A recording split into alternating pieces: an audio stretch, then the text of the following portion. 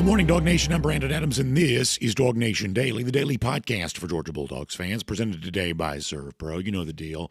The voice will be a little bit bad to begin with, and then, much like an old Buick, it'll kind of get revved up as the show goes along, and it eventually will sound a little bit better.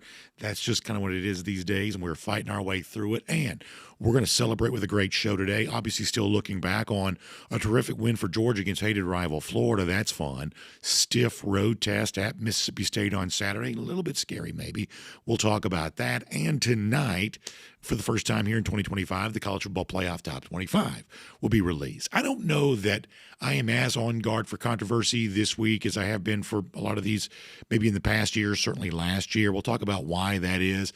But nonetheless, here, just a few days prior to the rankings being released, the fact that Kirby is out there giving a forceful argument in favor of the SEC, I do take that as a good thing because I am very much an SEC supremacist when it comes to all things college football. So we'll kick it off with that way today. It's Connor Riley and Jake Fromm. There are new details about the Hugh Freeze situation that I think are at least a little bit funny. We'll give that to you. And in addition to all that, there is a Georgia player who I think is having a very good season for UGA that could be really important down the stretch for Georgia. I don't think we've talked enough about him. We talk about him plenty, but we haven't talked maybe enough, so we'll do that off the top of the program today as well. We're glad to have you with us for it. It is DawgNation Daily, the daily podcast for Georgia Bulldogs fans, presented today by Serve Pro, and it begins right now. Today's episode of DawgNation Daily is brought to you by Serve Pro. Cleaning, restoration, construction. Presented by DawgNation.com. This is DawgNation Daily, the daily podcast for Georgia Bulldogs fans. Here's your host, Brandon Adams. For the first time in 2025, the College Football Playoff Top 25 will be released tonight. I don't have a ton on this today. Normally, I really like the rankings, even though they don't matter all that much. I just like arguing. This is a ready-made argument. I enjoy doing that. And so even if it's just for fun, kind of a intramural, squabble type thing, I'll still participate in it just because I think it's fun. I don't know that overall, tonight's going to give us a ton to argue about. I don't know there'll be a huge level of controversy with these rankings. Two things I'm interested in, and we'll get more into this later on the show. I do think in some form or fashion the top three will be listed different than the AP Top 25 has them listed. That almost always happens.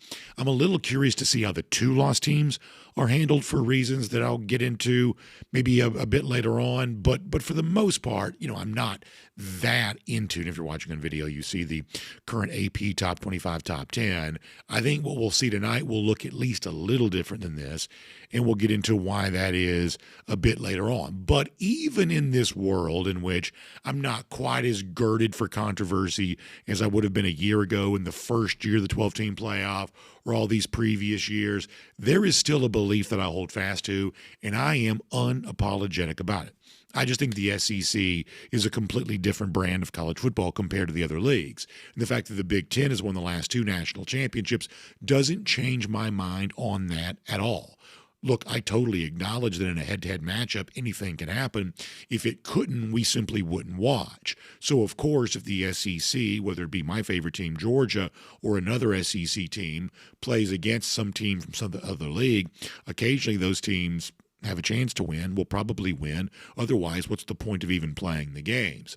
I measure the idea of what I think of as SEC supremacy on who's got the better players, who has the most robust fan bases, who draws the most attention for the games themselves. And from that standpoint, it is just 100% obvious to me, more true now than ever, that the SEC is just on a plane by itself, and all the other leagues, whether it be the big behemoth Big Ten that stretches all four time zones and has the big media rights contract and all the big alumni bases, or lesser leagues like the ACC and Big 12, however you describe the other leagues, they are just simply not in the same category of SEC in my mind, which then sets us up for this. As we move to November and the rankings start coming out, the conversation around college football starts to feel a little different than it does in September and October, when we're mostly talking about the games. Now in November, a lot of the media talking head people will start to make everything about the college football playoff, which we don't like because the games are still what makes the sport fun. But we have to admit we do sometimes enjoy the CFP arguing too, for reasons I mentioned a moment ago. So let me give you something to watch for as we move into our playoff top 25 time of year and the race for the college football playoff that'll be ongoing with it. When you look at the way the media covers this, here is what you see. And once I describe this, you'll never be able to unsee this ever again. When it comes to college football media conversations, there is a market for pro SEC content. That's what we do here. We love Georgia. We like the league that Georgia plays in. We come at this from a very pro SEC standpoint, and we are unapologetic about it. There is also a market for anti-SEC content. Think about Danny Cannell, to a certain extent Joel Klatt, and the way in which if you're writing a story about a non-SEC team, you have to put it in an anti-SEC bent. In other words, if somebody says something good about, say, Indiana or Notre Dame or whoever else, there almost has to be what I sometimes describe as a take that SEC angle to the way in which it's described, because if you want your story to get read or your YouTube video to get clicked on or anything else, you better have some hate clicks from SEC fans built into that. Otherwise, there's just not much audience. So there is a market for pro SEC content. There is a market for anti-SEC content. What there's not much of is a market for non-SEC content. There really isn't anybody out there making a living serving only Big Ten fans by talking about just Big Ten teams, or serving only ACC fans by talking about just ACC teams, and certainly that's true for the Big 12. That if you're talking about a non-SEC team, you better have an anti-SEC slant to it. Otherwise, there's just no audience for your content because of how big the juggernaut of the Southeastern Conference is. We notice that, we recognize it, we're not afraid to say it. So moving into tonight, that's the college football landscape we're about to enter. A playoff-centric conversation where some folks will tout the SEC, some folks will taunt the SEC, but every conversation in some form or fashion will be about the SEC. So with that in mind, last week we made mention of Kirby Smart being on, who Chris Felica is? He's the Bear from Fox Sports. The Bear, Chris Felica, does his Bear Bets podcast. Smart was on there, and the subject came up of Chris Felica is the one that actually asked the question, something related to, boy, when you watch these SEC games, how competitive they are and all of that sort of thing. The question came up of, really seems like sometimes the SEC is just a completely different league playing a completely different brand of the sport. Well, of course, Kirby Smart agreed with that, and I thought that Kirby, unrelated to the top 25 coming out tonight, but certainly interesting that this comes out just ahead of this top 25 release, made his case for why he believes the league that he coaches in and once played in is better than all the rest. This is a very pro-SEC statement from Kirby Smart. Obviously, we like it. This is what he said last week to Fox Sports' Chris Felica. It's one of those, the SEC bias is there. Everybody says it and everything. It's just funny to me to hear all the national pundits and the different people from the conferences, and everybody has to defend who they represent, right? So there's all this media bias and the game day bias and the ranking bias. Hey man, just go ask the NFL. Just go ask the NFL, because their job is to observe talent. Now you can say, well, they can't equate for how good a team is. Just go ask general managers and go ask scouts where they're looking for D linemen, O linemen, where they pick their players from. And, it's not that they don't pick them from other conferences. They do. But the line of scrimmage and the game that's played in this league, I just feel like it's different. And that's my opinion, and I'm going to stick to it. I think it's the most important argument Kirby Smart can make, because obviously the recruiting rankings bear this out too, but because people don't like who the best recruits typically go to, therefore people have made this notion that somehow the recruiting rankings are biased, that there's a SEC bump or something like that for players that go to schools in this league. But if you want to try to make that argument with the recruiting rankings, it seems almost impossible to make that argument about the NFL draft. They clearly can't have a pro-SEC bias. They'll get fired if they don't make good draft picks. And the fact that so many of these teams keep coming back to the SEC for their draft picks, a lot of teams in particular focusing on Georgia in particular for their draft picks, would lead you to believe that these NFL GMs, these NFL personnel men, they certainly believe that the SEC is the best overall league. That's why so many draft picks come from there. So Kirby Smart makes what I think is about the most articulate argument you can make. If you want to know what is the best league of all these leagues vying for playoff spots, starting tonight with the top 25 coming out, look at the one that continually produces the most draft picks.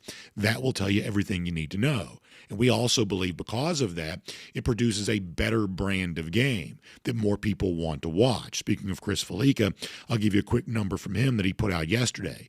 If you look at conference games thus far this season and how they've been decided, how closely they've been contested in the Big Ten, you've had 31.3% of games thus far this year where a team's been a 14-point favorite.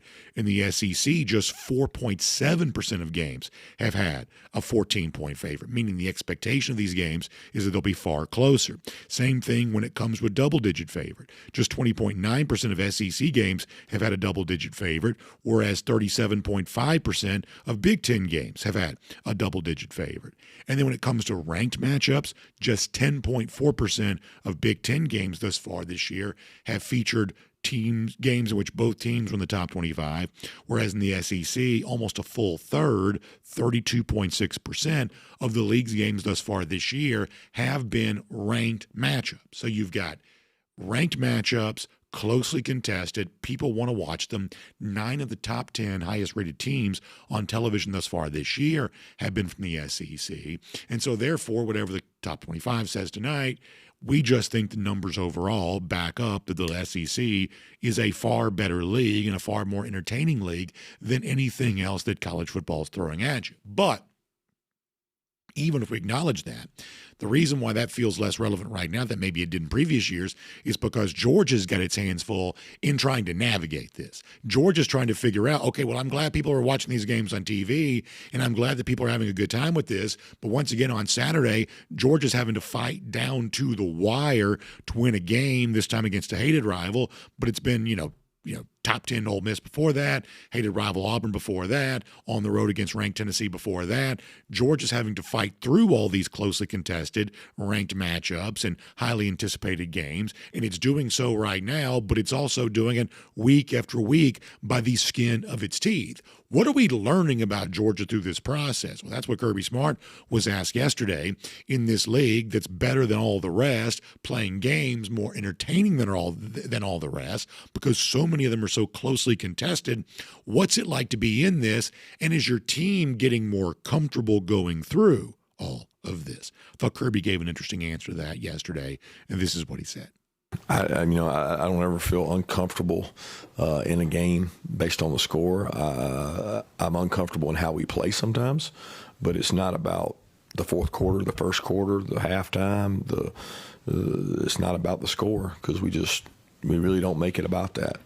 If you want to dominate someone, you don't look and check and see what the score is halfway through. The objective is to dominate them, and there's no scoreboard when you start talking about dominating somebody. You look at the end of the day and see if you did, and we haven't done that very often in terms of dominating the way we want to, but we'll continue to try to. Let me make a very small point for a moment, and this is a small thing. I think it's interesting in a year in which Georgia has been far from dominant that Kirby Smart openly acknowledges right there that their goal is to still be dominant. Think about that for a moment. A lot of coaches, especially old school coaches that we've heard throughout the years, if their team wins a game in a press conference setting, that coach may say something to the effect of, hey, I'm never apologizing for a win. A win is a win, and we're just glad to get them. If we've got one more point than our opponent, for all I care about, we did our job on that particular day. You've heard coaches say that before. But in this particular case, Kirby Smart says, hey, listen, our goal is to dominate. Our objective is to dominate. We haven't done it yet, but we still want to do it.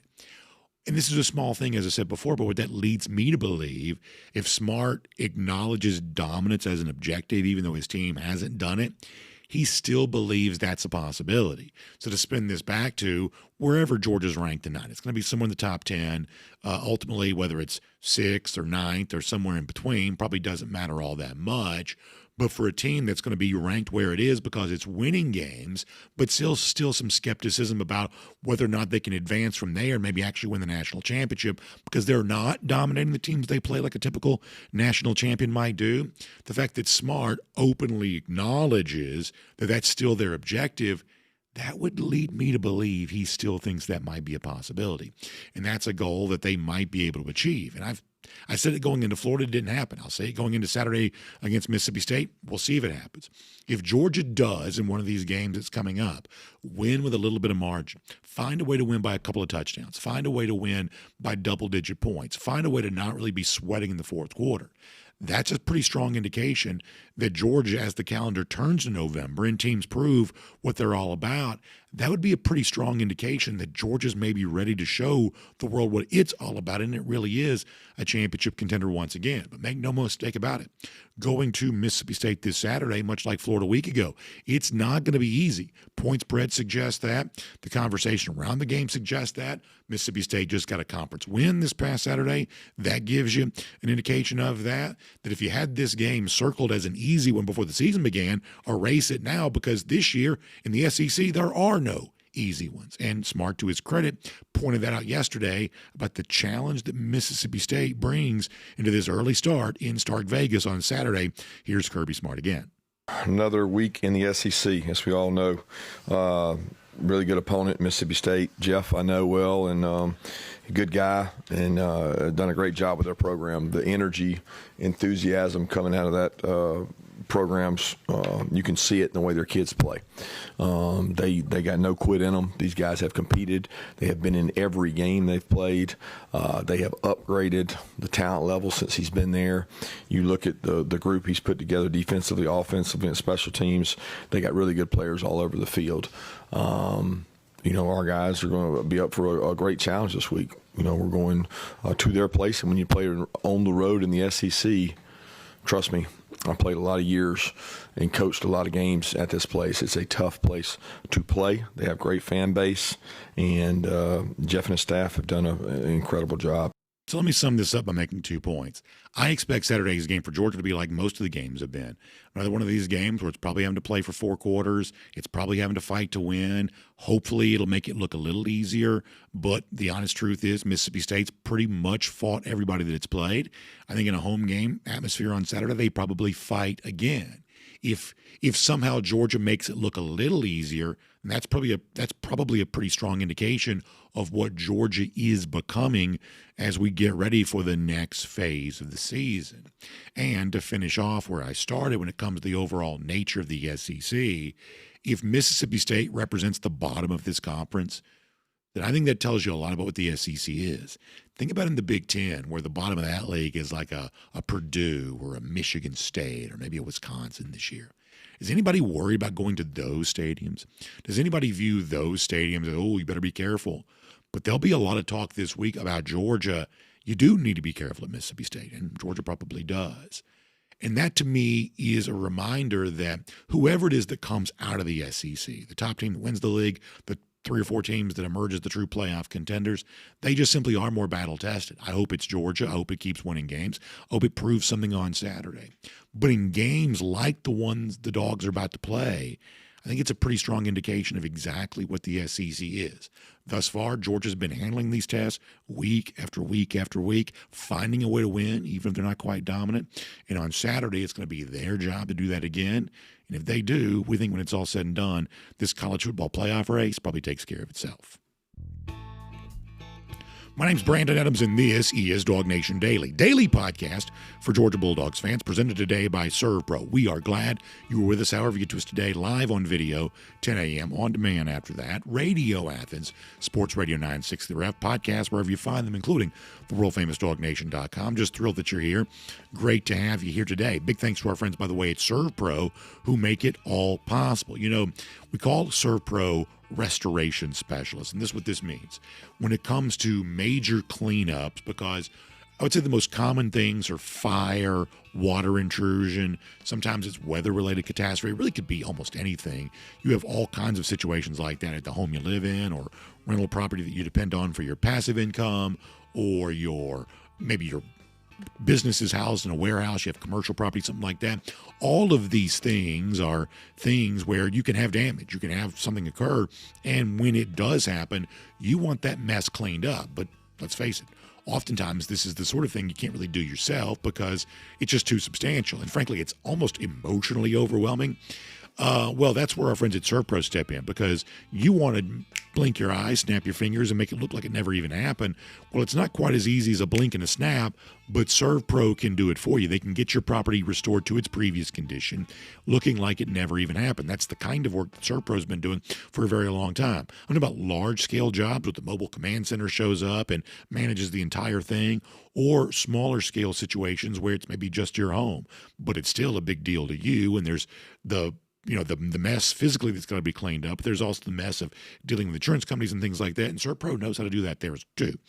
These are very professional people. I really have gotten to know a lot of them and consider them friends, and proud of the work they do for you, and thankful that I'm able to make such an easy recommendation for them here on this show. So please check them out online. It's servpro.com, SERV, servpro.com for more on that today. That's SERV, servpro.com for more on that today. It's great to have ServPro as a part of DawgNation Daily. By the way, don't forget, every ServPro franchise independently owned and operated. Okay, great guest for us coming up. It's Jake Fromm later on. Obviously, let's talk to Jake about after a big win against Florida on Saturday.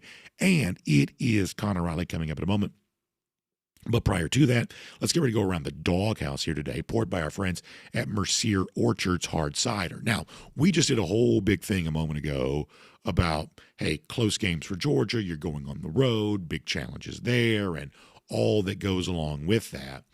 And the thought that maybe back in the corner of Kirby Smart's mind, he believes this is a team that still has a chance to dominate, that has a chance to look like a championship-level version of Georgia might look, or at the very least, just make it a little bit easier than it has been in most of the SEC games that Georgia's played.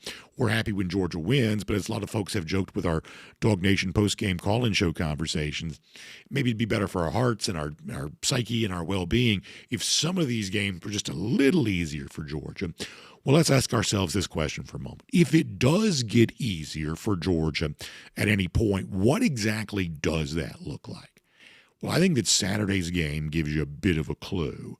I think that when you look at one of the things that enabled Georgia to even win the game on Saturday, I think you're reminded of a player for this team that we have certainly talked about, and he's, I would say, a pretty big fan favorite, but maybe there's an opportunity to talk even more about him than we are. Right now, Zachariah Branch is having a very good season for Georgia and just had a career day. What was it, 10 catches, more than 100 yards receiving overall. Big performance for him against Florida.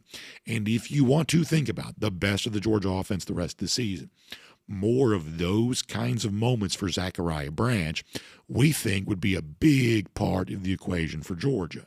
And after the game, no surprise about this, Zachariah Branch, Kirby Smart, very complimentary of him. This is what Kirby said about Zachariah Branch and the day that he had when the game was over with. Yeah, I certainly envisioned him having a major impact. I didn't know that it was career highs for him. He's a weapon. The guy's elite quickness, toughness. He's another one too now, guys. When he goes to practice, he practices for real. I mean, he goes out there and works hard, and we show players, C.J. Allen and Zach Branch, and say, you want to play good? Practice really hard, and it pays off. Your conditioning level's high, and thought Zach did an awesome job for us. I think there are two things that are really important. First of all, I think that Zachariah Branch gives Georgia a level of athleticism, the receiver position, and obviously this is Georgia. They've had good athletes there. But I'm not telling you, not even close, that Zachariah Branch is Brock Bowers. Not what I'm saying. But I think that Branch is probably the closest that Georgia has had to Bowers since Bowers has left, of one of these guys of, hey, just throw it to him and let him make something happen. Ladd McConkey was like that too when he was here. But I think Branch is the closest over the course of the now going on 3 seasons since Bowers has left, or as 2 seasons. Yeah, 2 seasons since Bowers has left. Going on 2 seasons since Bowers has left. He's the closest they've had of just throw it, let him make something happen. And on Saturday, there was a lot of him making something happen. But as Kirby Smart would also point out, when it comes to Zachariah overall, this is not just a dynamic athlete who's going to make the superstar type plays, and sometimes he does. This is also a guy that, as Kirby would tell it, has been an overwhelmingly positive, made positive contributions to Georgia's overall team chemistry. This is a guy who's come in here without any aspect of prima donna-ish stuff to him, in a way that I think has been really refreshing, and having a chance even after the game on Saturday to talk about his own performance. Listen to how quickly Zachariah pivots to the performance of the offense overall and just the role that he plays in an offense that when Georgia's needed to score points has somehow, some way figured out a way to do so. This is Zachariah Branch after the game on Saturday. We got a great offense, man. Just getting a chance to trust the scheme, trust the position that we put in. We got a lot of great players, and shoot, none of that's happening without people straining around me. I mean, it's a team sport, and, they're doing their job for me, and, I just try to do my job for them.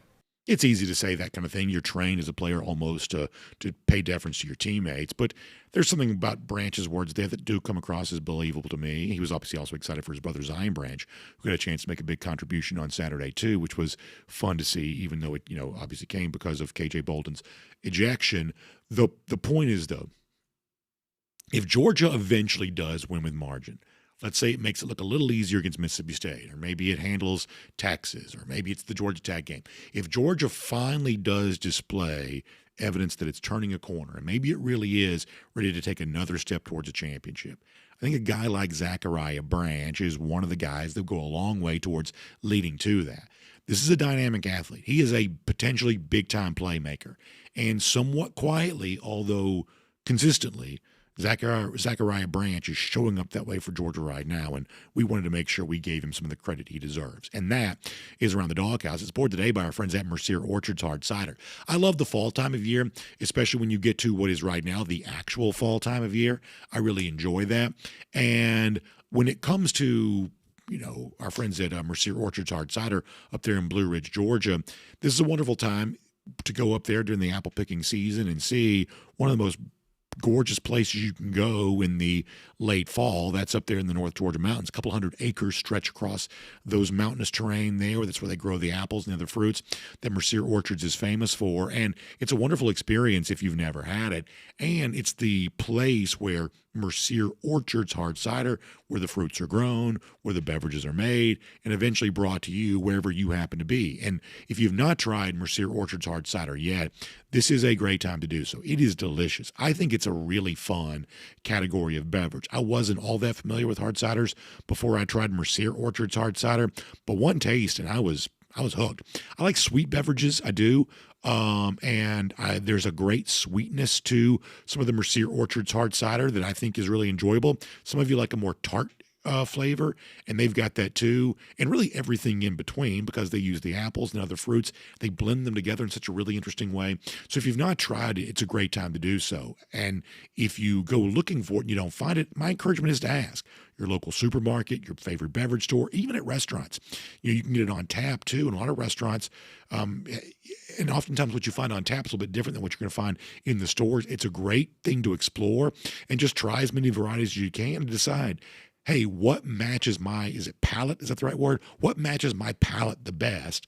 And I think you'll find a variety of Mercier Orchards Hard Cider that's perfect for you. So I'd encourage you to investigate that. You can find out more online. The best way to do it is just search Mercier Orchards Hard Cider. That's Mercier Orchards Hard Cider. Mercier is spelled Mercier.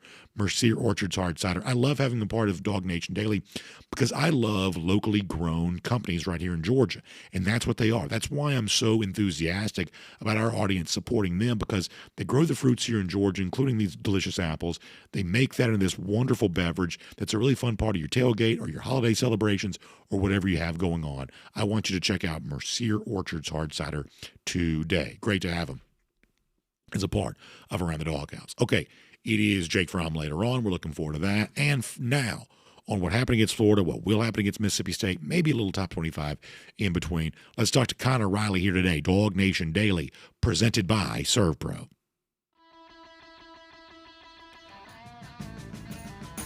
From Athens and across the SEC or wherever the recruiting trail may lead, here's a DawgNation.com insider.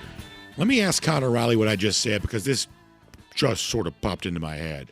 Zachariah Branch is the most dominant, not dominant, that's not what I'm looking for, dynamic playmaker Georgia's had since Brock Bowers left. Is that okay to say? Yeah, I think pretty easily. And if we want to limit this to wide receivers, I really don't know that maybe other than George Pickens during the 2020 season, we've seen a wide receiver come in and I think change the way that Georgia is able to play on the offensive side of the ball since that with Zach Branch. Now, Glad McConkey, obviously a great wide receiver here at the University of Georgia. I don't want to take anything away from him. But the fact that he had Brock Bowers, I think, ate into what he was able to do. And Zachariah, especially now with Colby Young being out, it is such an important focal point to what Georgia's offense is able to do. And yes, 10 catches on 10 targets for 112 yards, all career highs. But the things that he does for the rest of this Georgia passing offense, the Noah Thomas touchdown on Saturday is a direct byproduct of Florida sending two players to try and take away Branch on the screen, and that leaves Noah Thomas wide open. It's the second game in a row we've seen Georgia really take advantage of that. The first touchdown to Lawson Lucky in the Ole Miss game came on a similar type of play. And so the fact that, hey, look, like Florida knows he's getting the football. Every team knows he is Georgia's best wide receiver at this point in time, and they still can't really stop him, I think speaks to just what he's brought to this team. He is the exact type of player this team needs. Yes, they get him the ball in a lot of screen pass situations, and you'd like to see Georgia maybe get the ball downfield to him a little bit more. I do think you started to see that in some ways against Florida. The 42-yard catch came on a slant on third down. On Georgia's final scoring drive, he had an 18-yard gain on third down there that was huge, and it was a great job by Georgia getting him lined up in man coverage on a linebacker there. And so they just keep finding ways to get him the football and expanding what he does. And that sort of rises the tide of all boats in the Georgia wide receiver room at this point. So my overall take is I think he's having a better season than some people realize, even though he's a popular fan favorite. I do think that, boy, this is a really important player for Georgia right now and going to be huge in November. Let me talk about another player on the other side of the ball who I have a similar feeling about. And if we want to go back to the offseason, I'm talking about deep in the weeds with Georgia fans, whether it be on social media or their favorite message board, wherever else, a pretty popular conversation among very deeply invested Georgia fans would be, gosh, I'm not quite so sure the two backup inside linebackers aren't better than the starters. People liked Justin Williams and Chris Cole that much, and with good reason, of course, that's the case. Boy, I tell you, what C.J. Allen seemingly has done lately for Georgia has been remarkable. And it's not to say that any Georgia fan didn't think he was good, but sometimes when you become the starter, you become the given, and people get more interested in the players that maybe are waiting for their opportunity to really break out, and it just becomes a little easier to overlook the guy. But, man, I tell you, and I'm not a draftnik, I don't know. I mean, I won't even pretend to know what the NFL sometimes is looking for, but for a guy who had a chance to be a first-round pick, I certainly think he must be playing at a first-round level because he just seems to be everywhere for Georgia. He's obviously one of this team's most important leaders. His fingerprints have been over so many big plays this year. Connor, from your perspective, what kind of year is C.J. Allen having for Georgia right now? Yeah, C.J. Allen's not going to win the Buckus Award this year. I think that's going to go to Arvell Reese of Ohio State in part because of what he does in terms of playing on the edge and sort of similar in that Jalen Walker role. But that game by C.J. Allen on Saturday was the best game by a Georgia inside linebacker since Nakobe Dean's college football playoff semifinal performance against Michigan. And they're very different in the way, in types of players that they are, where Nakobe, I think, was better moving backwards, better moving side to side, and you saw that in that Michigan game. C.J. Allen, man, is just an absolute bullet. And he not only, as Cody shows the great clips that he got from Saturday, not only is CJ doing a great job of snuffing plays out in the run game, like DJ Lagway is not a small player in the slightest. No. And you could feel in the press box the physicality that CJ Allen was playing with on Saturday. And I think that added up over the course of the game. The third down stop and the fourth down stop get a ton of attention. But on 2nd and 2, CJ Allen was right there as Jaden Ball sort of tried to cut it back inside on a toss play and just absolutely stonewalled him. And I think really set the tone for what Georgia was able to do defensively late in that game there.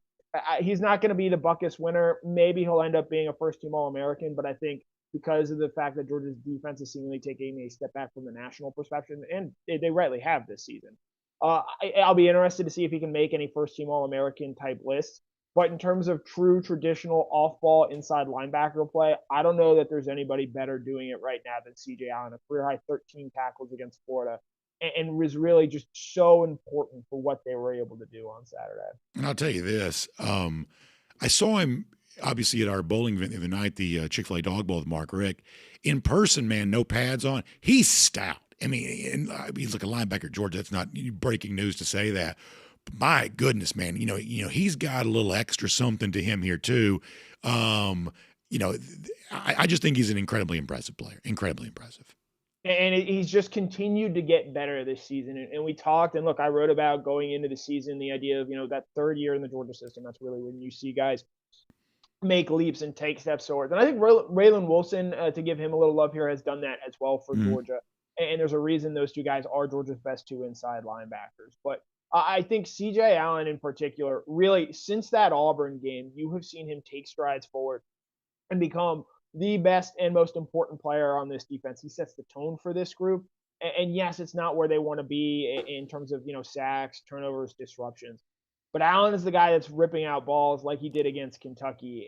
And I think you've seen him really take a step forward since that Alabama game and continue to be one of the best defenders in college football, even if the rest of the defense right now hasn't totally caught up to that standard.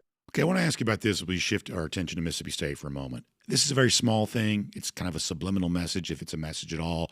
But I did find it interesting yesterday when Kirby Smart was asked about all the close games that Georgia's playing. He still said, hey, listen, our goal is to dominate. And I find that to be interesting, given the fact that Georgia obviously has not really dominated anybody this season. We're thrilled that it's winning games, but it's not dominating. Some coaches faced with that might be able to say, or might be tempted to say, and would say, listen, a win's a win. I don't care. If we've got one more point than our opponent, we're fine. But Kirby, in the face of what Georgia has done, says, no, listen, we'd like to dominate if we could. We haven't done that. Our objective is to still do so. What I told our audience a moment ago, Connor, is if Kirby is still speaking of dominance as an objective, I think he must believe it's still a possibility. Otherwise, he just wouldn't say it that way. Between Mississippi State, Texas Tech, not Texas Tech, but Texas, Tech, do you think that there is a chance that Georgia could show a dominant performance before November ends, giving an indication that this is maybe more of a championship contender than some of the folks outside of our bubble are currently treating it as? I do think so. I think this team still has room to grow, and I think you're seeing that in individual performances. You see Nnamdi Ogboko continue to improve. I thought Joseph Jonah-Ajonye had a really nice game for Georgia on Saturday. Those are two young defensive linemen who are going to play a bigger role moving forward in the wake of the Jordan Hall injury. I think that there are guys on the offensive side of the ball that they can get involved as well. And we've yet to really see the offense and defense click together in the same time in a game, where I thought, other than 3 coverage busts, the Georgia defense actually played pretty well on Saturday for the most part. And you go back to what the offense was able to do against Ole Miss. If they're ever able to play complementary football, and for stretches against Florida, they were, you think of how they started both halves, stop on defense, touchdown on offense. Now, what came after that wasn't obviously great for the rest of the game, but they're showing in stretches how they can play complementary football. And if they're able to do that for a prolonged stretch during the course of the game, something I think they're going to be tasked with doing, given you've still got Texas, you've still got Tech on the schedule. Mississippi State is not going to be an easy game. This is not the Mississippi State team we saw a season ago. I think that you've got a chance to really go out there and put a rubber stamp on this team, being one that, look, they haven't played great. They haven't played to the traditional Georgia standard. But I think in this new age of a 12-team college football playoff, you want to be playing your best football in December, in January.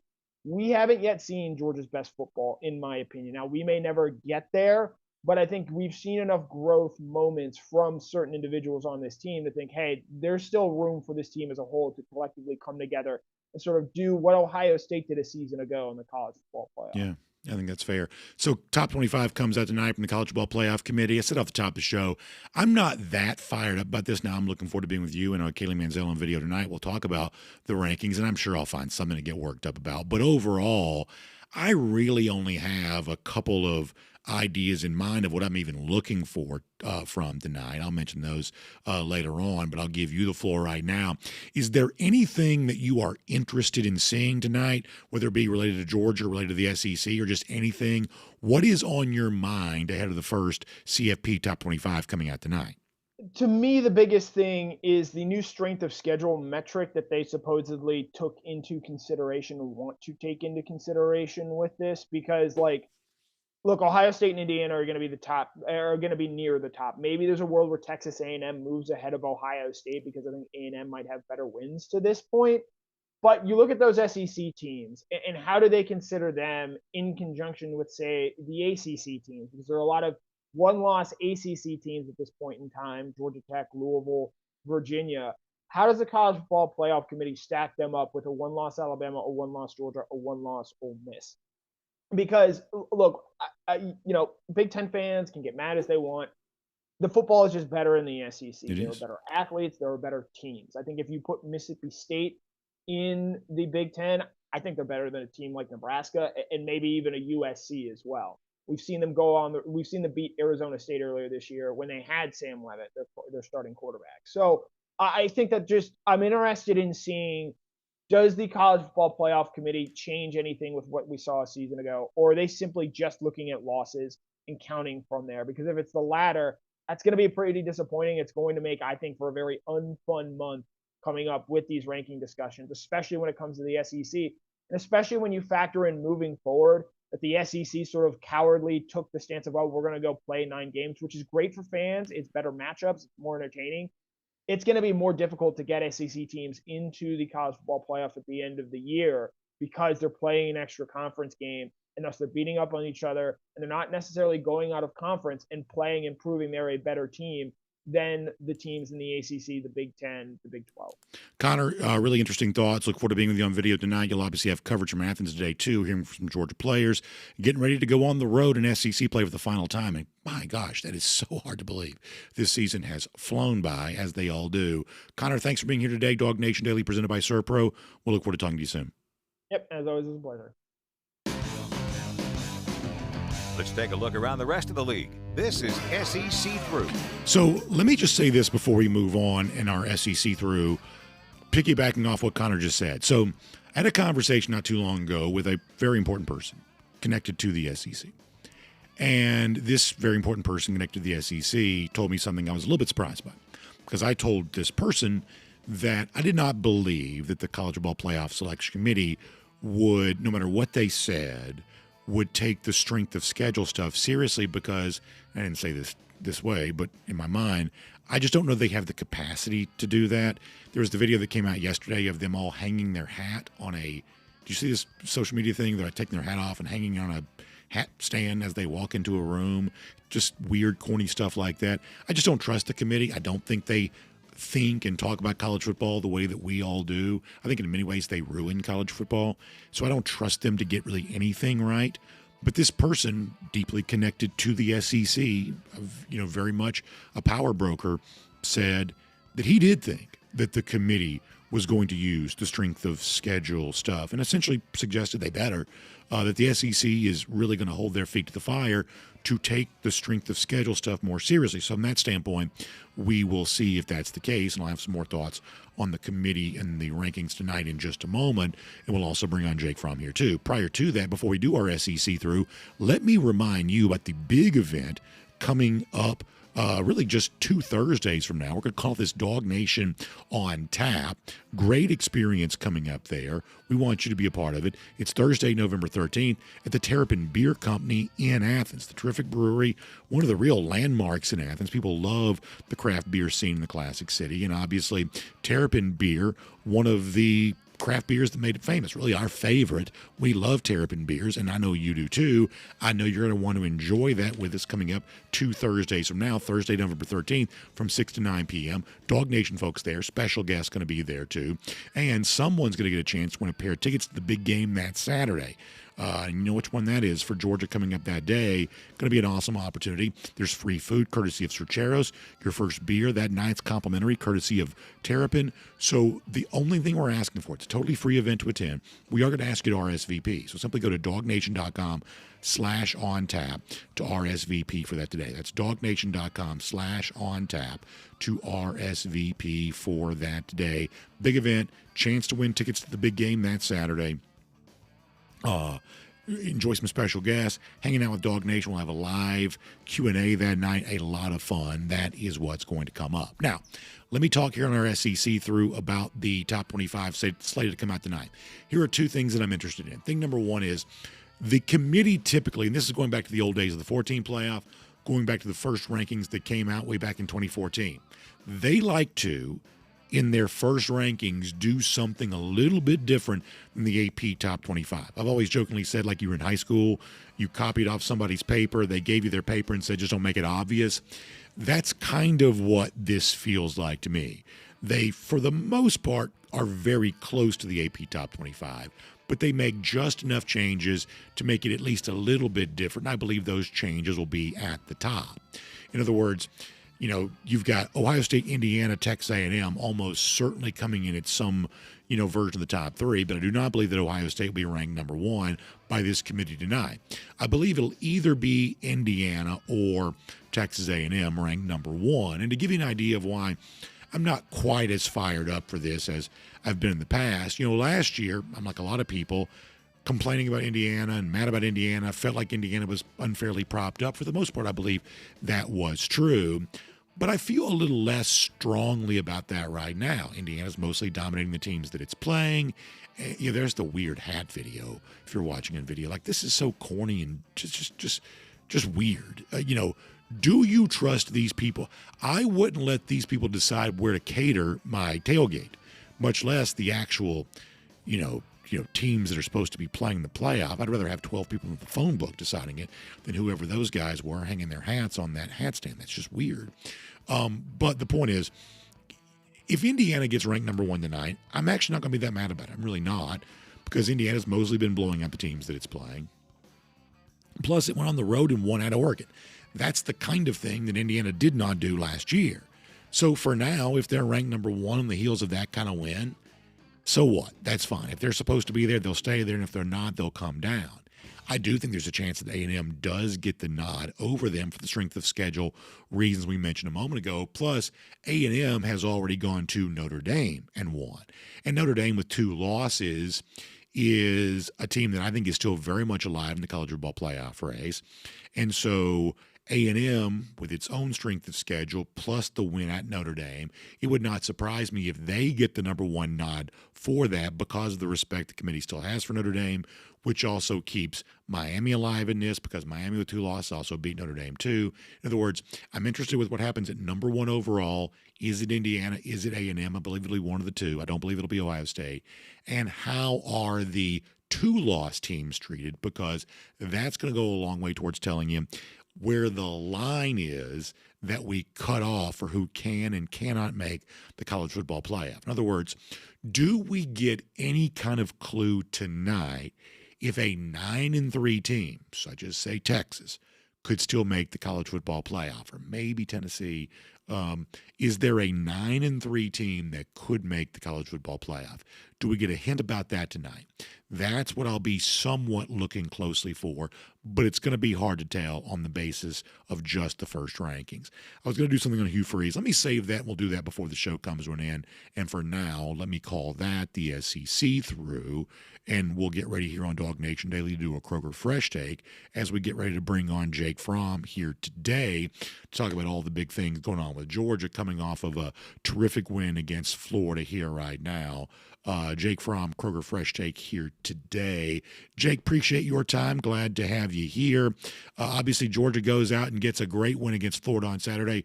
As we talked about with you last week, some of your great moments in your career came in Jacksonville. Big wins against what we like to call the lousy, stinking Gators. What was it like now to watch this Georgia team led by a guy that you've certainly had great respect for, Gunnar Stockton, go out and do it again? I thought overall the performance is pretty impressive. What did you think about the Georgia win against Florida? Yeah, this win was a very good win against a good football team in Florida. You didn't know what the emotional stability of this Florida team was going to be, whether they, were just going to lay down and get ready to enter the transfer portal at the end of the year, or were they going to get some juice from this new interim head coach in Billy Gonzalez. And they came out absolutely swinging. I thought they had a great game plan.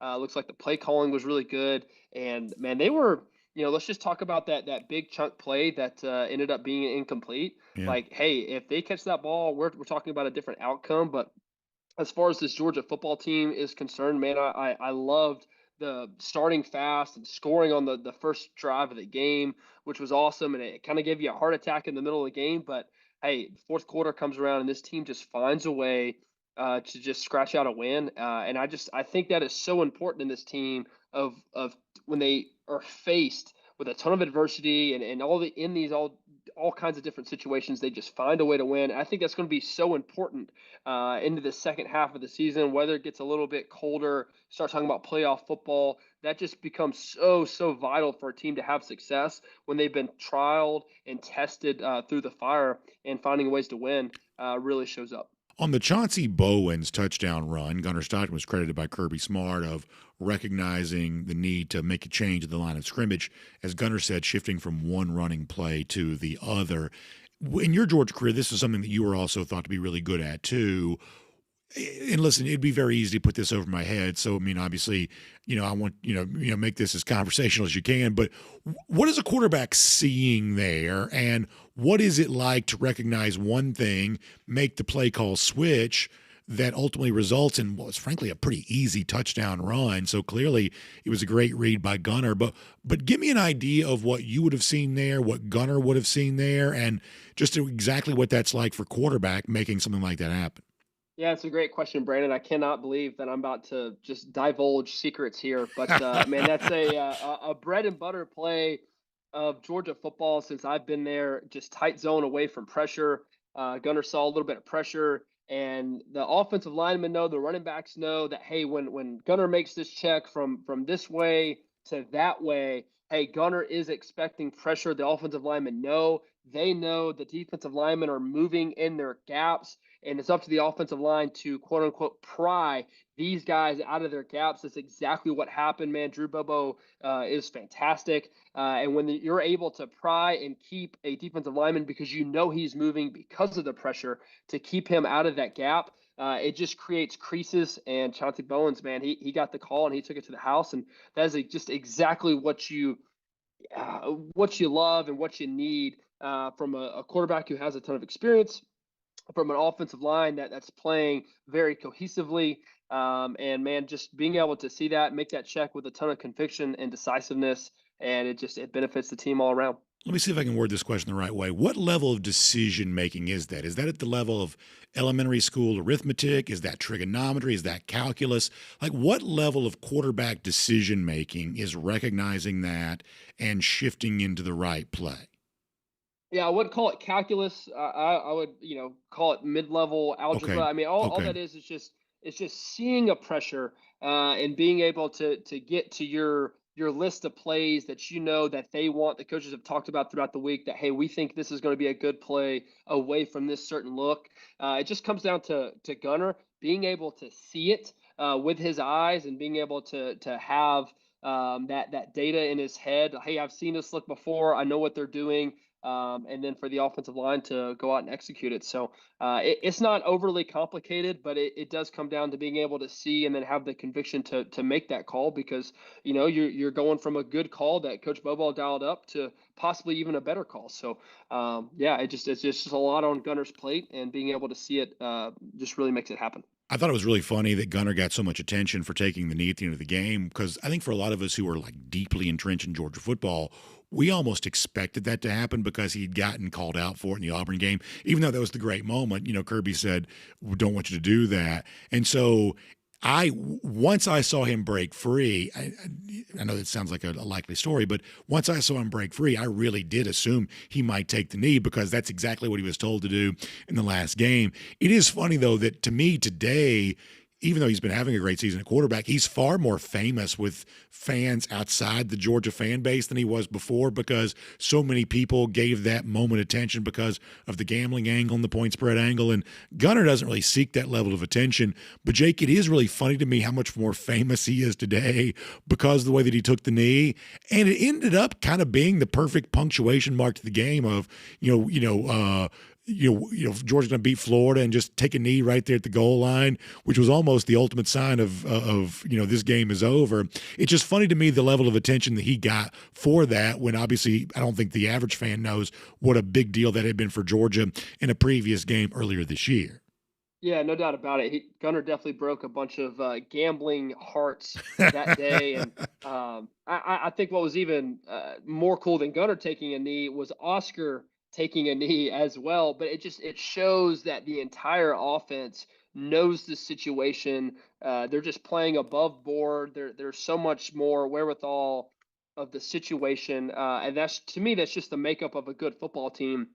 Where in the middle of closing a game out, and the entire offense in that huddle knows exactly what to do in that situation. So obviously, Gunnar had, quote unquote, made that mistake earlier in the year against Auburn, which I still think he made the right decision in scoring against Auburn. But this one was a different situation, and 100% take the knee in that situation, even though all the guys out in Vegas wanted him to score, just point spread, different, all that jazz. But yeah, that was the correct play. Gunnar executed it.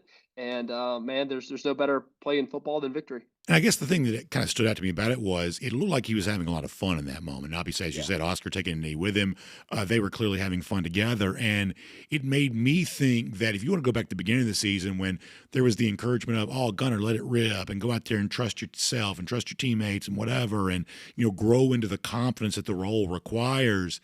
I don't know. It seems like to me there's evidence to suggest that metamorphosis has occurred, that Gunnar is more confident now than maybe was at the beginning of the season. And all of this is potentially a misread because people have a tendency to read too much into something that may not prove what we think it proves. But once again, to lean on your knowledge of what quarterback play is all about, do you think that Gunnar now, on the basis of some good performances, looks like a more competent quarterback in November than he was in September, when at that time he's making his second and third starts of all time?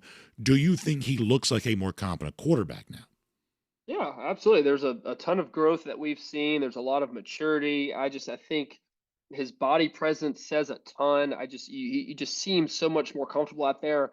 And what you were alluding to, Brandon, of him just seeming to have fun, right? You talk about the running play that he had against Kentucky, where he's kind of eyeing the guy down, or talk about, in this situation where he's kneeing the ball on the 1 yard line. It seems to be having fun in these tight situations against good football teams in rivalry games. To me, that's just the showing and the making of a guy who's figuring it out, and he is comfortable enough in a high pressure situation to have a little fun out there. So that is a very good and dangerous spot to be for opposing teams, when your quarterback is having fun and being able to have fun in those situations, even when they're in a high pressure situation. So, man, watch out Gunnar Stockton. He's playing some really good football right now, and I think he can take this team wherever it wants to go. I want to squeeze in one final question with you. Before we do that, remind folks it's our Kroger Fresh Day with Jake Fromm here today, and we've reached that holiday time of year. Thanksgiving's only a few weeks away. It means you're getting stocked up and you're getting ready. The turkey, the sides, the dressing, the mashed potatoes, macaroni and cheese, all the stuff that makes a wonderful Thanksgiving. We obviously know our place at Kroger is the place to go to get stocked up for all of that.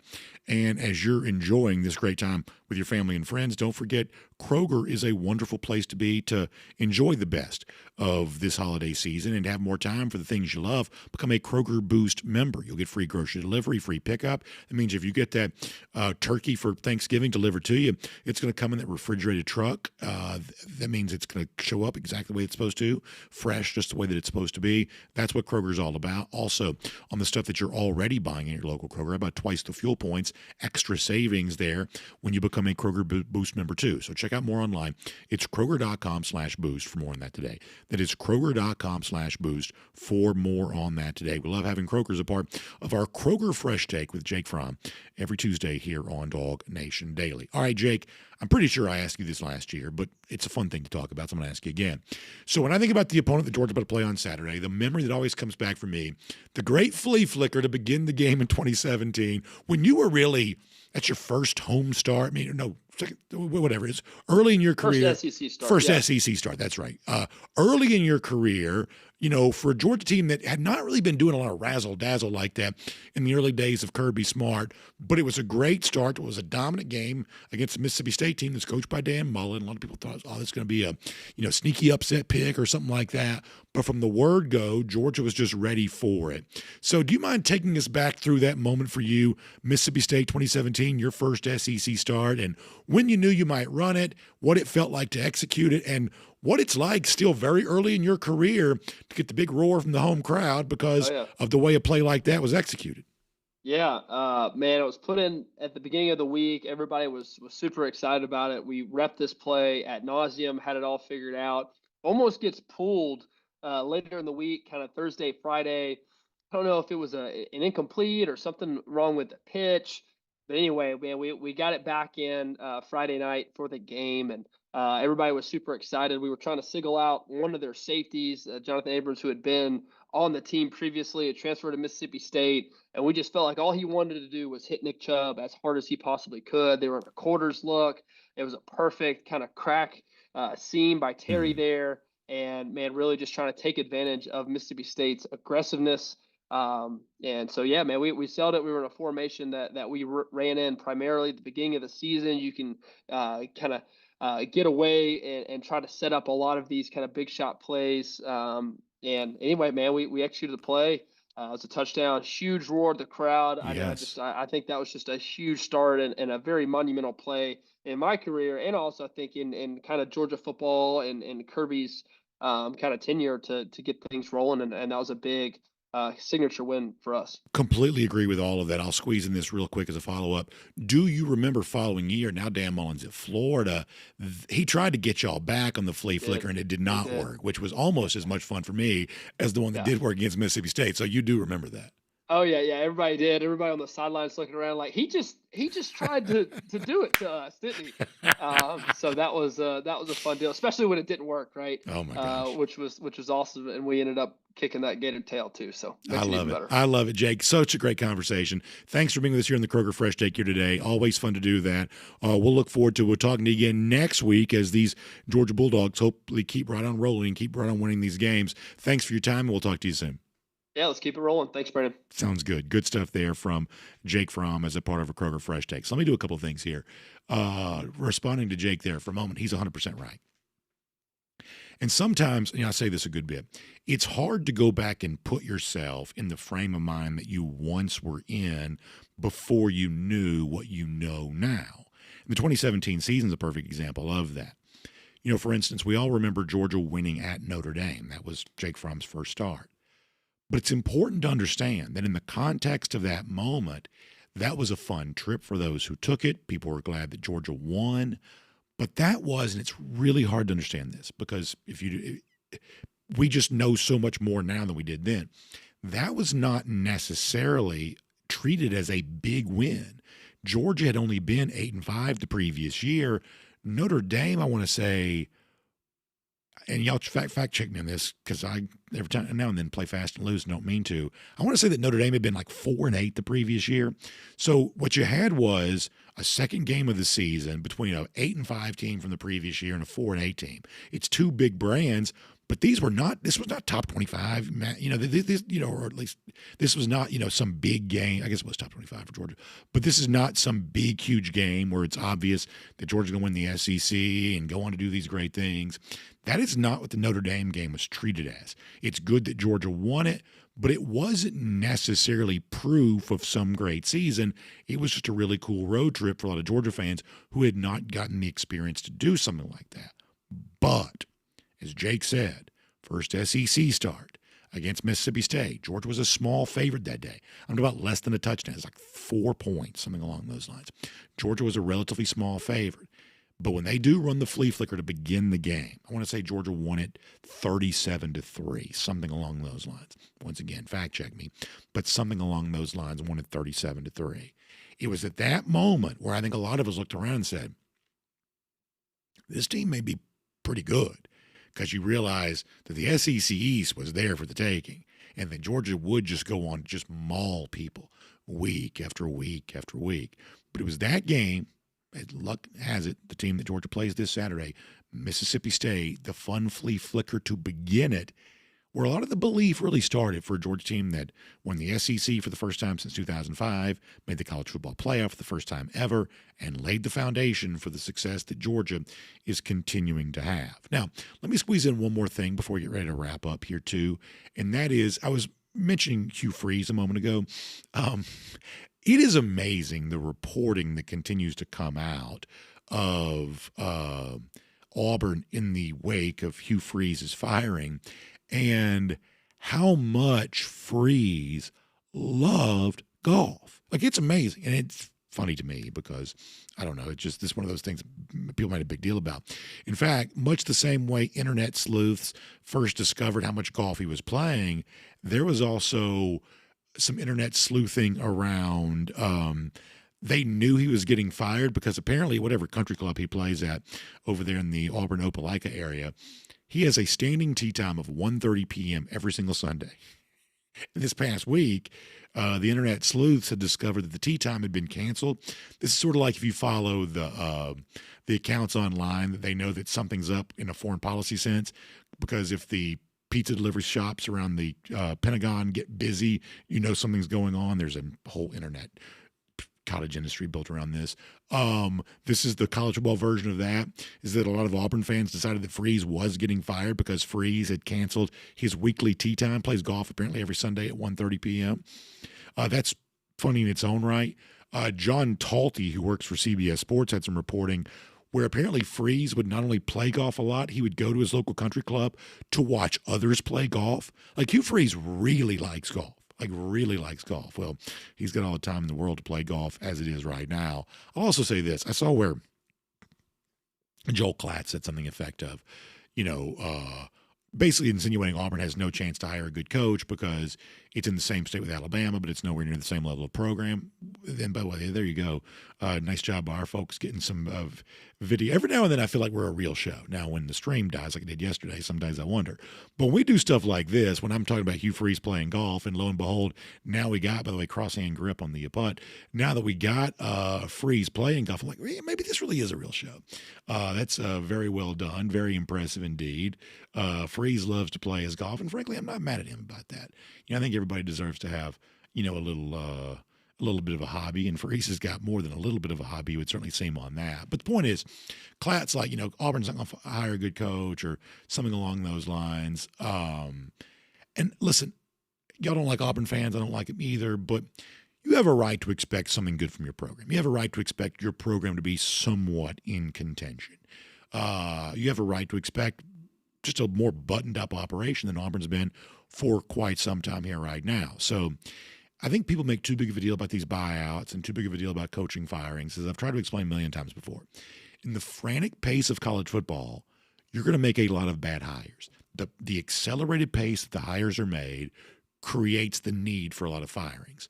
And the buyouts are expensive because the coaches, if you've got a great one, are so valuable.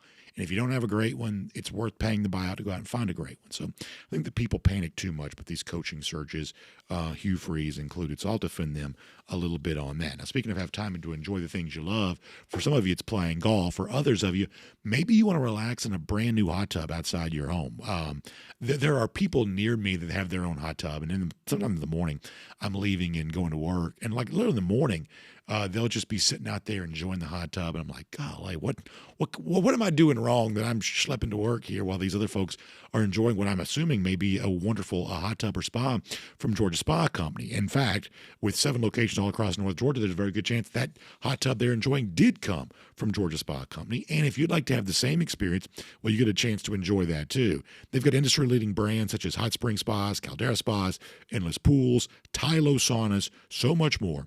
They've also got a spa guru that's going to listen to what you want, whether it be one of these, lap pools or the outdoor spa, or maybe you want a sauna, you want something along those lines, and they're going to be able to describe exactly what you need to make that experience great for you. They'll deliver it, they'll install it, and of course they're going to service it every step of the way. That's what they're all about. That's why they've got more than 4,500 5-star reviews. They're taking great care of people, and they want to take good care of you too. So check out GeorgiaSpaCompany.com for more information, including where their 7 locations are all around North Georgia. Check out Georgia Spa Company today. And as we wrap up, speaking of Hugh Freeze and his golf, we'll give him a golden shoe for that today too, because our buddy Georgia on Tap weighs in on this. I think we got this show for you, saying, how low can you go with this much free time? Listen, there are a lot of folks in our audience right now that'd love to find that out. If I didn't have my job, how good of a golfer could I become? Well, guess what? Hugh Freeze gets his chance to do that. I don't know if he's trying to break 90 or trying to break 80, but he's going to have a chance to break it because he's got some buyout money coming his way and a lot more free time, because I don't know that Hugh Freeze is necessarily going to be a hot commodity on the coaching carousel search at any point in time.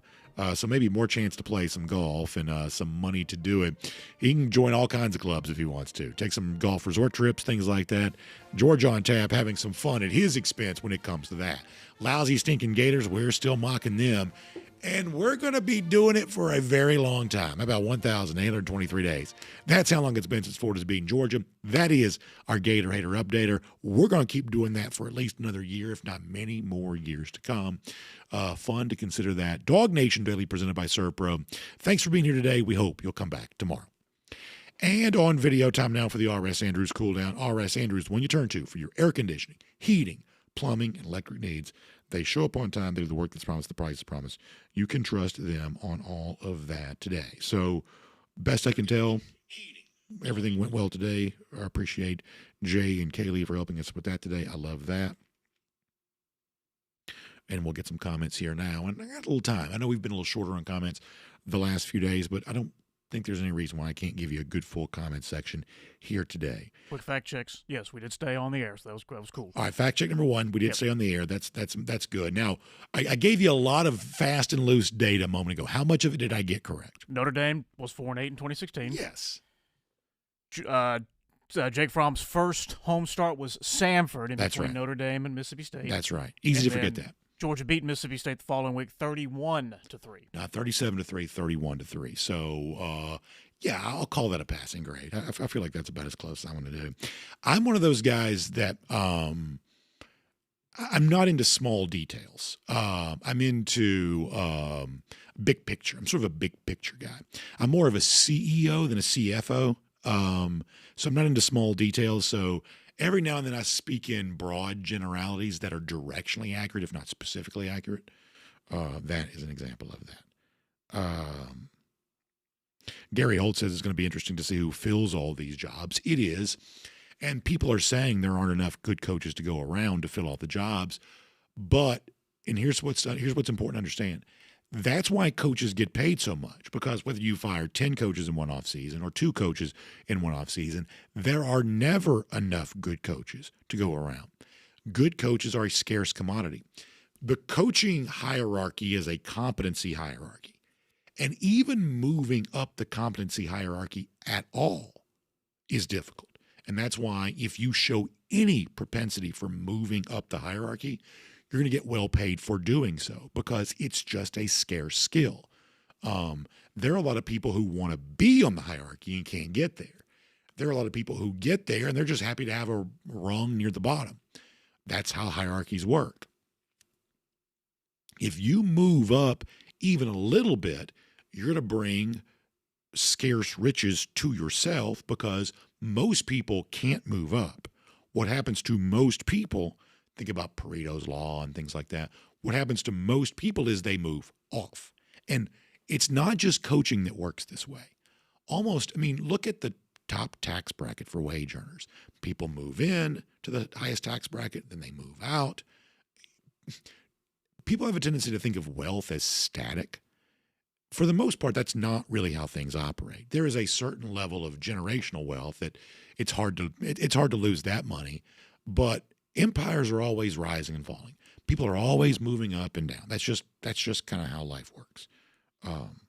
Because if they didn't, no one could ever move up because the spaces would all be taken.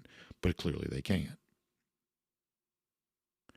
Brian Whitaker says, I've never seen this many coaches fired in the middle of the season. Now, I do agree with that, and it seems like we've got more coming, but we also predicted this. And listen, I'm not trying to be egomaniacal here because you can make a very long list of the stuff that I got wrong.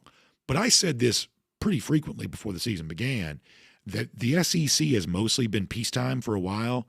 This was not going to be one of those seasons. That it was fairly obvious before the year began to look around and say, in a league that now encompasses 16 teams, at least 33% of this league was likely to turn over. And we're gonna get that at least.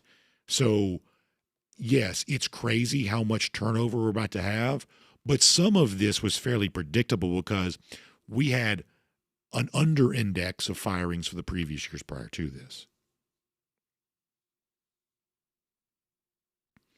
Lynn Shipman says that Facebook was acting up today. I do apologize for that. And as I said before, I am very sensitive to how y'all enjoy using the show and try to be as available to everybody as we can. Facebook is our problem child, and it always will be. It always will be because they just don't care. Jason Glossier says he took his son to his first college game ever against Florida, and that was a blast. Boy, talk about a first game ever being a cocktail party. That's a pretty big deal, Jason. That's a good dad right there. Awesome experience for you. Now, not quite the cocktail party when you're taking your son, I realize that, but it's still the game's name. Good experience, though. That's awesome. I'm happy to hear that, Jason. You're a good dad. Let us see what else. Winfred Steinspring says, I may hate Auburn like you hate the Gators, and I do get that. A lot of you hate Auburn. I do get it. It's funny to watch the way in which Auburn has been neutered a bit. The hatred's still there, but you don't quite see it as manifest anymore because Auburn's just pretty neutered. But I do get that. I also find myself, and y'all don't like this probably, it's almost one of those things I can't quite help. Like, I am a Georgia guy through and through. You can't be more Georgia than me. Many of you are as Georgia than me, but I'd like to think you can't be more Georgia than I am. And by Georgia, I mean the state of Georgia. It'd be hard to be more Georgia than I am. So obviously we are very pro-Georgia on the show because if we're not, who's going to be? And that means hating all of Georgia's rivals. We have a really good time with that. But I also find myself, sometimes you see this phrase online, empathy. I have toxic empathy for some SEC fan bases in that if I was an Auburn fan, I would also want a good coach. And if I didn't feel like my coach was doing well, I'd probably want him to be fired. I probably would. And it's the same thing at Florida. It's the same thing at who else has fired their coach. You know, we like Sam Pittman, so I'm not going to say that about him. But, you know, if I'm at a school, one of these schools, and the coach is not doing well, yeah, I'm going to probably have a right to have some expectations. And so I do find myself having a little bit of toxic empathy for some of these SEC fan bases that y'all don't like because the media is going to tell them, well, who are you to think you can have a good coach? You're just Auburn, or you're just, you know, whoever it happens to be in any given time. And if they ever said that about Georgia, you better believe we'd have war paint on. So, of course, there's a certain level of toxic empathy that probably creeps out from me as it relates to some of that, as weird as that might sound. Let us see what else. Joseph Kennedy says it makes him happy to see Auburn keep losing, and I'll agree with you on that too. I'm glad they are losing. I do think their fans have a right to aspire for better. All right, let me do one or two more on Facebook. And let me just say, once again, no good deed goes unpunished. Look at all the time I'm spending on Facebook to begin our comment section here today.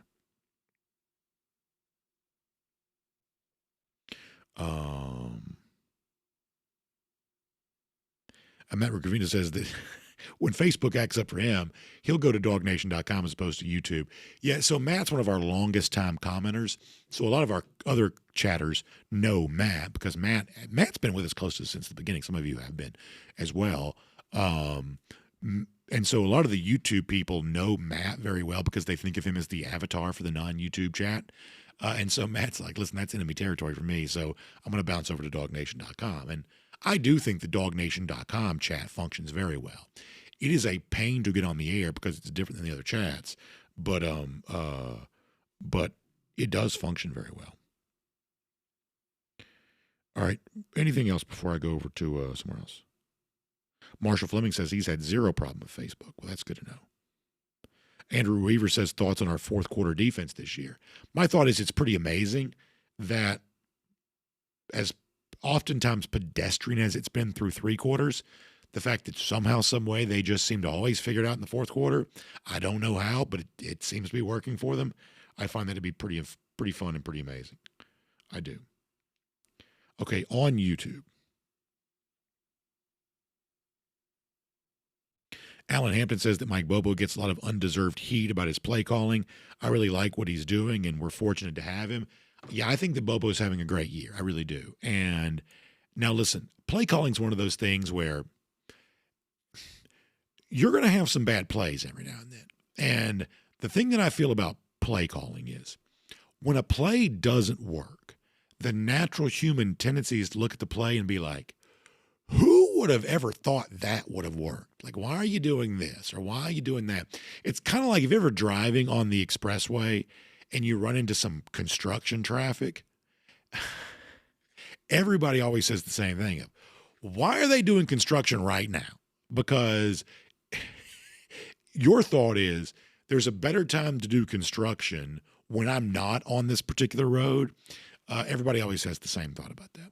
Well, I feel like the same way with play calling. If a play doesn't work, looking at it, you now have the hindsight to say, well, that's a dumb play because it didn't work. Who would have ever thought that play would have worked? That's why, for time immemorial, play callers always just get ripped on sports radio or sports talk or whatever it is because a play call that doesn't work just seems stupid. Any play that doesn't work just seems stupid. It's kind of like when the manager takes a pitcher out and the bullpen blows up of why they leave him in, or when the starting pitcher gets left in of why do they take him out? There's just certain things when they don't work, it just seems, well, this was obviously stupid because now I know the truth. I think the play calling functions the same way. And I also believe that, look, some of the criticism of the Georgia offense from a year ago was not unfounded. We try to give platform for some of that at the time. I think that's obviously the case. But be that as it may, I do think Mike Bobo's had a good year. I do. Very good year. And I think a lot of the issues that people had with him a year ago was also a function of coaching around whatever problems they had last season. I think that may be true too.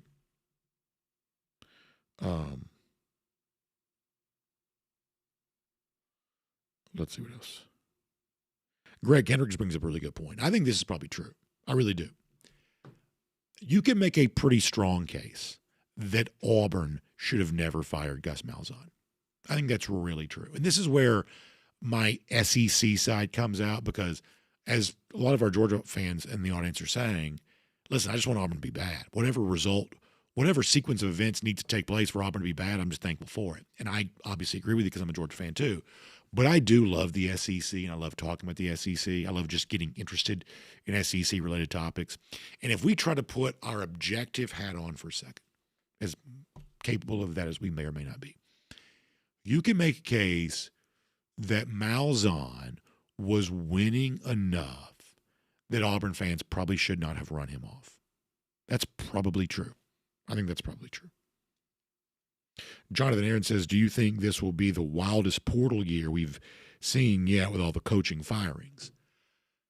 I think, Jonathan, overall, that it's a little bit like if you watch CNBC or Bloomberg or Fox Business, one of these financial networks. There are always people on there trying to sound smart by predicting recessions. And for the most part, only about a small number of the economic downturns that are actually predicted come true. For whatever reason, people sound smart by predicting chaos and recessions and things like that. And for the most part, most of those predictions end up not coming true. I think the portal works the same way. How many years have we heard, going on 3 years at least, of the portal season's never going to be crazier than it's about to be this year? And for the most part, that really hasn't happened. That most teams are using their budget, whatever that budget happens to be with revenue sharing and the NIL stuff, to keep their current players more so than stealing other people's players, because the great players aren't really going to the portal. Now, could that change this year? Maybe it does. But I do think that the portal quietly is starting to stabilize a little bit. There'll still be some crazy additions, and there'll still be some hot topics of people that do get in there. But overall, I do think the portal is starting to stabilize just a little bit. Let's see what else. Joe Simpson says you can say the same thing about Dan Mullen at Florida and Phil Fulmer at Tennessee. I would say Fulmer at Tennessee, maybe. Mullen at Florida feels like a completely different thing. I do think that Gus Malzahn was a better recruiter than Dan Mullen was. And Mullen made a lot of people at Florida mad because he disregarded recruiting. And I don't think that Malzahn, ever did that. The Malzahn team from 2017, that's probably a better team than Mullen had in any of his years at Florida, 18, 19, or even 2020. I'd put the 17 Auburn team over that. So I get the point that you're making. I do. And Mullen's better than Napier. That's true. But I don't think, I understand why Florida wanted to move off Dan Mullen. He just wasn't acquiring enough talent. I do get that. In the case of Malzahn, I think they thought the success that he was having, winning the West every 4 years or something along those lines, wasn't enough, and they could do better. And they've clearly been far worse since then. So I would say there's in my mind, a little bit of a difference between Malzahn and Mullen, if you're following me on that.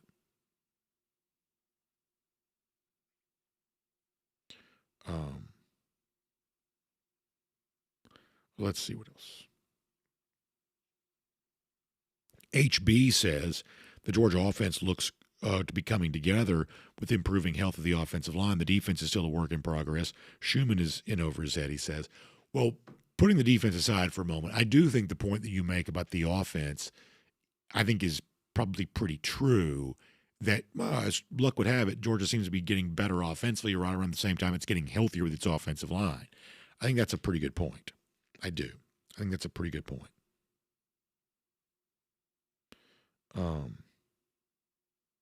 And listen, look, I know it's not been a great year for the Georgia defense. I do get that. But I do think whatever dire proclamation you might want to make about that, listen, I'm not here to, I'm not censorship police. We don't have blasphemy laws here. If you want to say whatever, for the most part, you're allowed to criticize in whatever form you want to. I really don't try to stand as a gatekeeper on most of that kind of thing. My response would be, given the fact that they are winning games and they are doing what they need to defensively, even if it's just at the last minute, my thought would be, let's hold off on making too many grand proclamations about what they are on defense. Does that seem fair? I do get being a little bit frustrated with what's happened in portions of these games this season. I really understand that.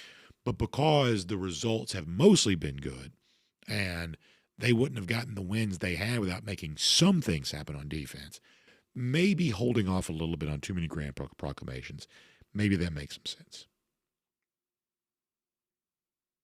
By the way, shout out to the Georgia basketball team that won its season opener last night against, is it Bella Marine? Is that how you say that team's name? Bella Marine. Jacob Wilkins, nice performance from him. All right, let's see what else.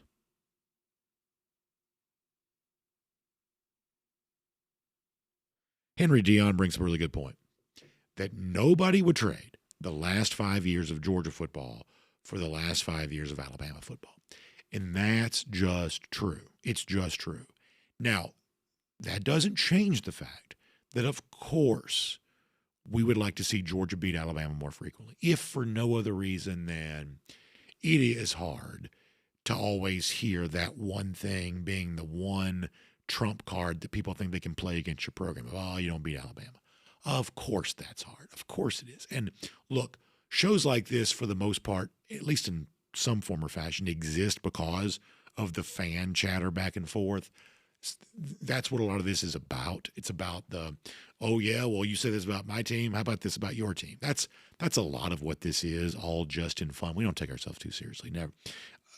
I would rather die than take myself too seriously. I really mean that. So a lot of this is just fan chatter back and forth just for fun. I do get that. And so beating Alabama more frequently would be good just because it gives those who hate us one less thing to say about us. Of course, undeniable. But when it comes to the substantive value of the Alabama wins over Georgia, Henry's point is, I think, unassailable. That what has Alabama really gotten for beating Georgia? In this era of the 2020s, from 2021 on, we'll put 2020, a pandemic year, at the end of the previous decade, what's Alabama got to show for it? An SEC championship 2023, but they lost in the College Football Playoff. Really a pretty sad ending to the Nick Saban tenure, where for most of his final years, Alabama just wasn't really a national championship contender. It just wasn't. Georgia has had a little bit of a blind spot when it comes to beating Alabama for whatever reason. I can't fully explain it, but it has not hurt them in other areas. It's important to note, which makes, by the way, the younger Georgia fans, I'd say young millennials and younger, they think of Alabama the way that I once thought about Florida. Losing to Florida as much as Georgia did back in my day, to be the old man for a minute, losing to Florida as much as Georgia did back in my day hurt Georgia a lot more than these Alabama losses have hurt this current version of Georgia, I would say. By the way, going back to the Gus Malzahn thing, somebody said this, and where'd the name go? Somebody said that Gus Malzahn had Alabama's number. And that right there, I'm sorry not giving credit to the commenter. I try to always do that. I saw the comment, now can't find it and didn't see the name. That is true that Malzahn was beating Alabama regularly, at least more regularly than most other teams were. That's true. Boy, we got a lot of comments flying in here today. Stick D says we're better than Bama. I learned this driving down I-20 and noticing all the trees were leaning over towards Bama. Yeah, that's very funny from Stick D's. Very funny. GoDog706 says losing to Bama is not embarrassing. Losing to rivals is embarrassing. I saw this, I guess, the SEC radio show is the one that Peter Burns, Chris Doring do. I think they had this, if you count the Georgia rivals as being, Florida, Auburn, Tech, Tennessee. Kirby Smart's 33-2 against those teams. 33-2. That's outrageous. G. Grace weighs in to say, you're not Alabama. Saban made you miserable. You always took shots at Nick and he dominated Georgia. I tell you what's sad, G. Grace. Did you see the scene from Nick Saban with his birthday? I thought this was sad. It's like he's sitting there in the recliner. He's got the blanket over his legs. It's like, my gosh, man. I don't know. I just thought, boy, how that is not the look of the GOAT. You get the Afghan on, you're covering up your legs, you're cold, you get the birthday cake. I don't know. I just thought, boy, it wasn't that long ago that Saban was prowling sidelines and winning games. Now he's cuddled up in a blanket on his birthday. I thought that was sad. But I mean, whatever. I mean, I can tell you this, G. Grace, look at the gray hair I have now. I had a lot less gray hair the last time Alabama won a national championship. I had a lot less gray hair. So congrats on the wins, I guess. Congrats. Let's see what else. James Richards on the subject of Malzahn as an offensive coordinator. Well, I can't quite go with you there because he has been the offensive coordinator at Florida State, and that has not gone well. That has not gone well. So I probably can't go with you on that. Yeah, here he is. I mean, I don't know, man. I think the problem is, I think the problem is when you shoot Saban from the back, I guess he doesn't quite, when he spray paints his hair, he just doesn't quite get it all the way around. I think that's what it is. It's just not a very flattering thing because, when he puts that, coat of Black & Decker or whatever it is that he puts up on his hair, can we see it again from the top? I think that's the problem. is that's the most unflattering. Listen, I don't want to be shot from overhead either. So glass houses and whatnot. That is an unflattering look. That is an unflattering picture. You got the blanket on. I think it's the combination of the blanket. I mean, I'm trying not to say too much, to be honest with you. The blanket and Miss Terry won't give him the cake. Like the whole is it Miss Terry? Not somebody else. Who is that? The whole thing that is not that's just not flattering. That's not flattering. Like, who are these people? None of the family members that I recognize are in this picture somehow, I don't think. That's not flattering. I mean, listen, if you want to, that picture may go a long way towards explaining why Bama. Thoughts on his recliner game? Yeah, listen, like I said, I'm trying not to say too much. There's a lot I want to say. There is a lot I want to say, but out of respect for the GOAT, I'm trying not to say it. But this is not a flattering picture. The blanket over the legs, it's a fairly Spartan setup. It's a very modest recliner. I mean, Saban's got $100 million. I feel like I've got chairs in my house that look nicer than that. And I don't want anybody shooting me from back here either. I can promise you that. Some of you've seen the old back into the left, look, and I don't necessarily want that from either. But when you shoot him from the back, pretty clearly the spray paint doesn't quite get all the way back here. And there's only so much you can do about the stuff up top, the absence thereof. That is not a flattering picture for Nick Saban. And out of respect, I'm gonna not say much more. But boy, that was jarring. That was jarring. Let me go to DawgNation.com. We'll do a couple of comments there. All right. Let's see what's happening over here. And by the way, I'm gonna blame G. Grace for even going down that road. I was minding my own business, just taking comments. He had to come, poke the tiger a little bit about, the whole Saban topic. And now we got to drag out videos of his birthday and not flattering, certainly not looking like prime era Nick Saban. Certainly not looking that way. DT says at least he didn't need a fire extinguisher to put out the candles, which is true. That is very true. Ken Holcomb, going back to the topic about play calling, says, yeah, every play, no matter how good it is, doesn't always work. It's the easy way out is to blame the play caller. Had the execution been good and the play worked as designed, the play caller would have looked like a genius, and that's true. That's true. Look, here is the essence of fan talk compared to decision makers.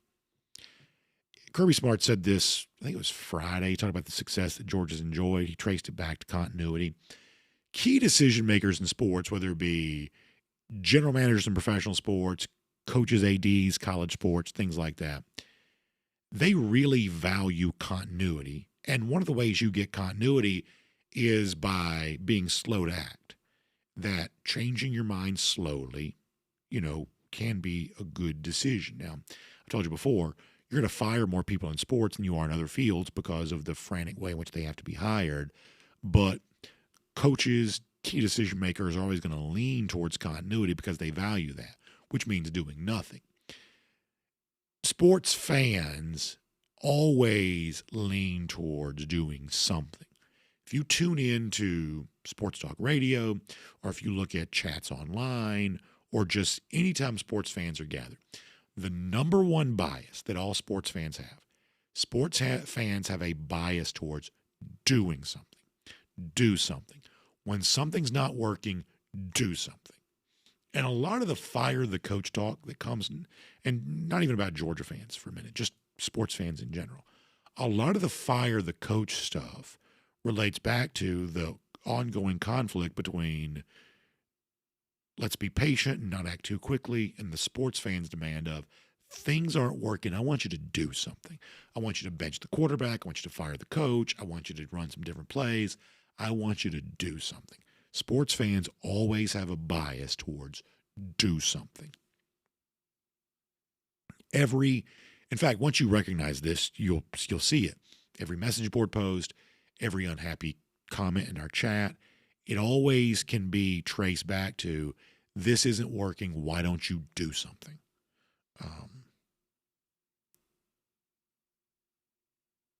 Jeremy Smith asking about Walt Weiss. I think I'm different than some Braves fans on this because the best that I can tell, Jeremy, I'm glad you asked. I appreciate this. The best that I can tell, this was not a popular decision with a contingent of Braves fans that exists online. And I don't have any reason to believe it's going to be a great hire because how could you know? But the Braves' choice to hire from within seems reasonable to me because I do think this has been a good organization. And I know they haven't had exactly the most playoff success since 2021. I get that. I do understand that.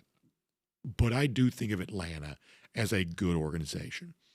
And if anyone's earned the right to make a hire from within, I think it would be Atlanta because I do think of this as a good organization. I really do. I like Brian Snitker more than some of y'all did. I think of Atlanta as a good organization. I do think the Braves made a mistake from a PR standpoint in that if you were going to hire your guy from within, you could have just done this from the very outset. But by making people think you might bring in a voice from outside and then deciding not to, I think created a level of disappointment among some Braves fans that could have been avoided. So that's what I think about that. The Braves have been good enough that hiring from within seems reasonable to me. But if Walt Weiss was your guy, then why not just announce that when Snitker decided to step down? Matt Rugavine also, and by the way, Matt is a man of wealth and taste. So if he's saying this, it's true. That those were very modest settings for a man of Nick Saban's wealth. Yeah, it just seems like, and look, once again, not to be judgmental, it feels like a low ceiling. It feels like a Spartan setup. It just does not feel like, like Nick Saban's office at Alabama always looked like the lobby of a Ritz-Carlton, like very old, very, very mahogany. This did not come across that way. Maybe it was at somebody else's house. And if it is the case, then I'm happy for them. Garrison Tucker thinks that Bolden and Ellis Robinson could become the premier safety cornerback duo in the SEC maybe next year. Certainly a possibility that's the case. Maybe they can. I hope that's the case.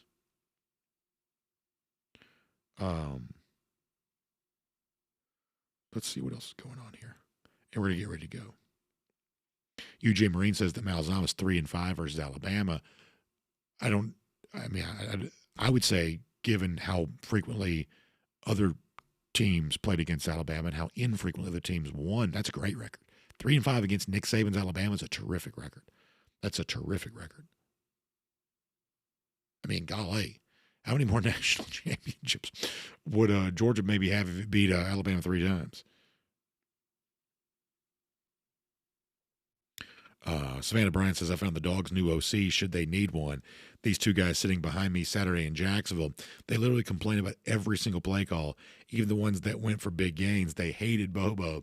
Yeah, I just feel like there's a certain strain of Georgia fan, and I'm not one of these elitists that say, how dare you have an opinion. I'm really not. I'd like to think I've earned a reputation as the exact opposite of that. But I do think there is a strain of Georgia fan that has made hating Mike Bobo in particular their sole personality. And I do think that's just a mistake. I do. I think we saw some of this, and I'm not trying to be your dad. I'm really not.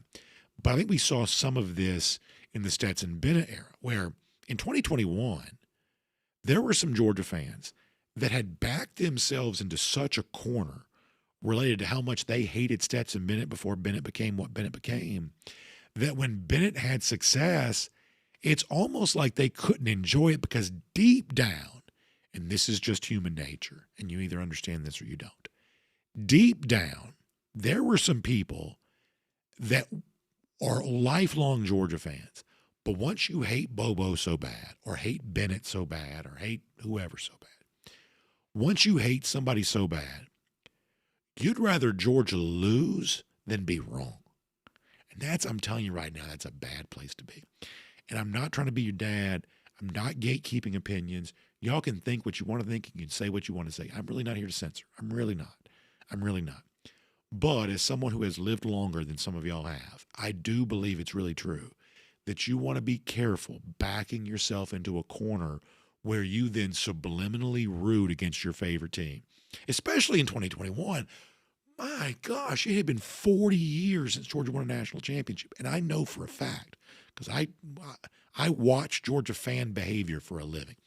I know for a fact there were some Georgia fans that had talked themselves into such a lather over how much they disliked Stetson Bennett that they needed Bennett to faceplant so they could be right. Otherwise, they were going to have so much personal humiliation in their own eyes that they'd never be able to come back from it. And so my whole life, I dreamed of Georgia winning a national championship. They finally did. And we had an entire offseason's worth of some Georgia fans who still weren't happy even after that. And there's always going to be, media types that serve that market too, because it's the lowest possible hanging fruit. So yeah. So if I ever had the ability to influence your opinion, and I don't think of myself as an influencer, but if I ever had the ability to influence your opinion, here's how I would choose to influence you. You can think what you want to think and say what you want to say. And I do mean that. You have a right to express dissatisfaction if something's not going well with Georgia. You do. Always leave yourself an out. Always leave yourself some wiggle room where you can come back from it.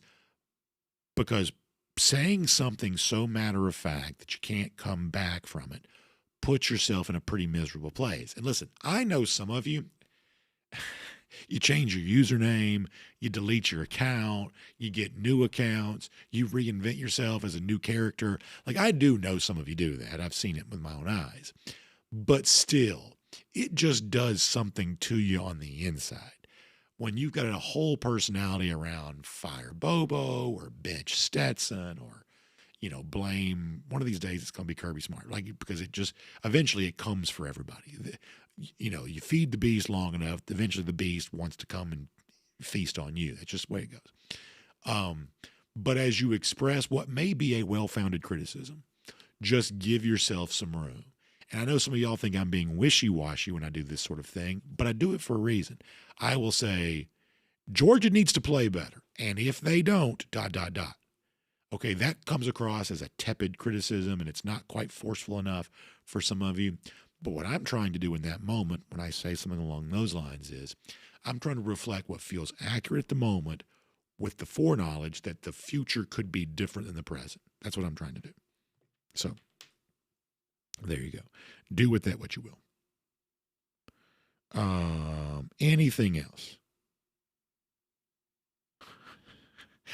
See, now we got people over in the DawgNation.com chat, doggies breaking down the Nick Saban birthday film. And none of this would have happened without G. Gray. So when you want to go back and look at why Nick Saban got maligned on today's chat, catching strays, I guess you might say, all of this traces back to G. Grace. We were getting ready to go off the air, and G. Grace brought all this together. All right. Anything else before we go? Because it is late. So after several days with a short commentary, we have been long today. Long. Spencer Clark says Georgia's got the best and deepest roster in the nation. Teams try to mimic what Kirby Smart has built. Yeah, it's going to be interesting tonight to bring it back to the CFP Top 25. Georgia's going to be ranked 6, 7, 8, 9, somewhere along those lines. Nobody's going to talk about them very much. They won't get asked about very much. They're just going to be one of the teams in the ranking. But boy, it feels like, and this is probably wishful thinking, at least it certainly could be. Boy, it feels like they got a chance, doesn't it? It feels like that they may figure something out, that for as long as they've gone, just barely getting by, one of two things are about to happen. They're either going to lose again, which I totally acknowledge could happen Saturday. They're either going to lose again, and they're going to reinforce what we, at least I believe, to begin the season, which is, I don't really quite know how good this Georgia team is. Or what if they don't? And what if they're the team that nobody's talking about that finds a way to figure it out in November? Because somebody is going to figure it out in November. Somebody really is. I would dare say the teams that are going to be ranked top 3 tonight: Indiana, Ohio State, Texas A&M, in some order. Maybe Indiana number 1. But in some order, those would be your top 3. I'll give you those 3 versus the field for the national championship. And if I answered my own question, I'll take the field. I'll take the field. I'll take the field over Indiana, A&M, and Ohio State to win the national championship. Not that one of those teams could win it. Maybe Ohio State's just the best team. Some people think they are. But I believe I'd take the field. And if it's a take the field year, there is still a lot of opportunity for Georgia. That is worth considering. And we'll make that our R.S. Andrews cooldown for today. By the way, check out R.S. Andrews online. Air conditioning, heating, plumbing, electric needs. You got folks coming over. Thanksgiving's going to be here. That means your plumbing system gets a big strain on it during that time. A lot of people taking showers, things like that. Well, make sure your plumbing emergency or these little small fixes. A lot of times you've got, sinks that need to be unclogged or all these little small things that up. R.S. Andrews can do that kind of thing for you too. We talk a lot about heating and air conditioning, but really it's the plumbing stuff that probably affects your quality of life almost as much as anything. So check out rsandrews.com for more on that. That is rsandrews.com for more on that today. Also, thanks for being here for DawgNation Daily presented by ServPro. We appreciate you coming, and we hope you'll come back and give us a try again tomorrow as well. Have a great day, everybody.